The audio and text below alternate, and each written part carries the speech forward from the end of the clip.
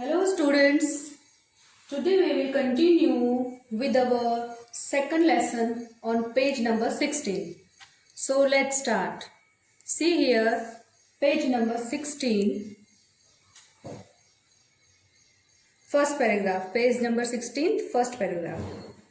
Put your finger, we will read. Jaggu's family lived in Bichpuri village.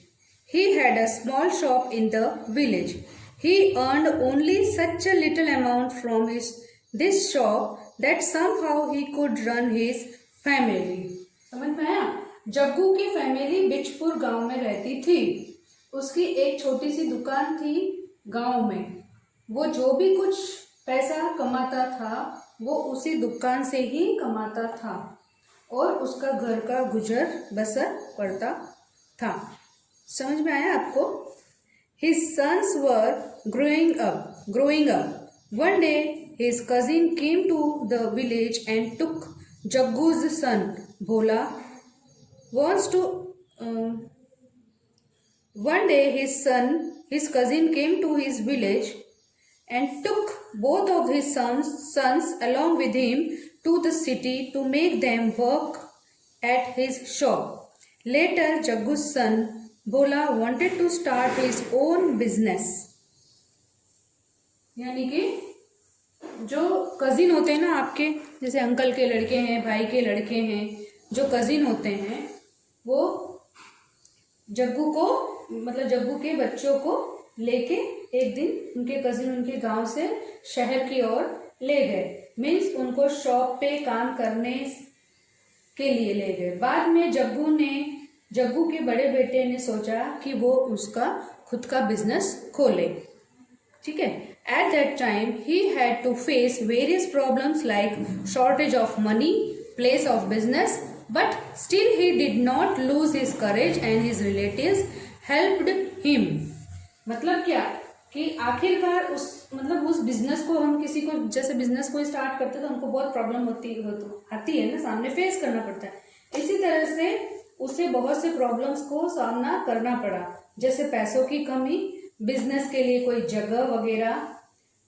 फिर भी उसने अपना करेज नहीं खोया, धैर्य नहीं खोया और फिर उसकी मदद किसने की? रिलेटिव्स ने की, है ना, लिखा है ना. उसने करेज नहीं खोया and his relative helped him. Thus his business started running well. He called his family here.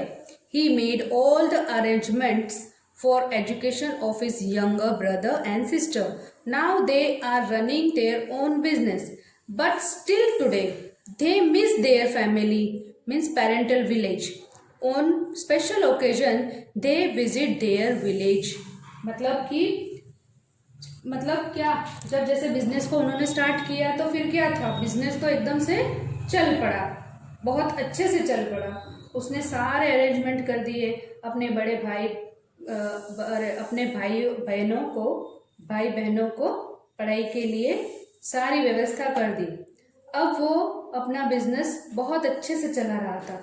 फिर भी वो अपने गांव को मिस करता ही था. कभी कभी वार त्योहार वो अपने गांव जाता था और एंजॉय करता था. आप भी कभी कभी छुट्टियां होती है तो अपने गांव जाते हैं ना, अपने नानी के घर पे या दादी के घर पे.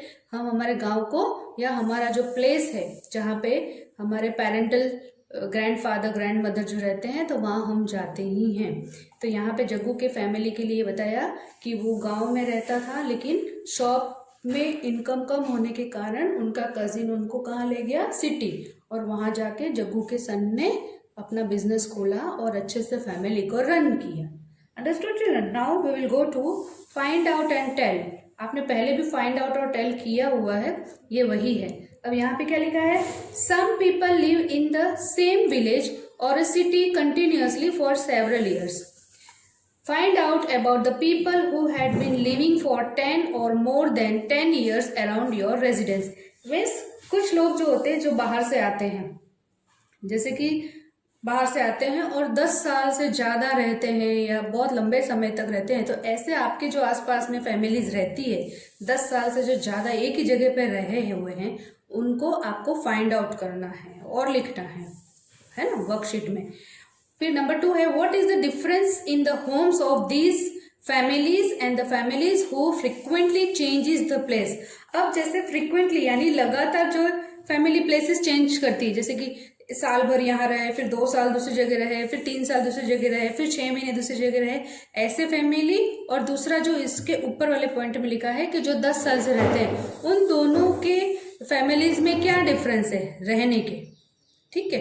नंबर 3 है during rainy season which family leave their homes and go to their field for farming. अब आपके आसपास में ऐसी कौन सी फैमिली है जैसे ही रेनी सीजन आती है तो वो अपने फील्ड, अपने गांव में फार्मिंग करने के लिए चले जाते हैं, खेती करने के लिए चले जाते हैं। ऐसे कौन से फैमिली है उसको भी आपको फाइंड आउट करना है और वर्कशीट में लिखना है।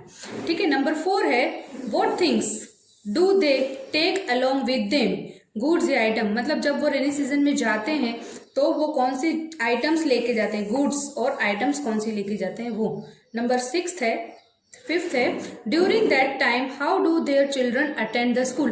मतलब जब वो गांव चले जाते हैं तो फिर उनके बच्चे स्कूल कैसे अटेंड करते हैं, या वो उनके साथ गांव चले जाते हैं या उनके पेरेंट उनकी व्यवस्था करके जाते हैं।